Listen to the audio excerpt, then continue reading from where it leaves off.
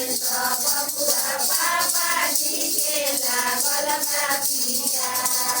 चंगा के पनिया ले ले आवए गणेश बबुआ पापा जी के लागल बातिया पानी से बाड़ा तू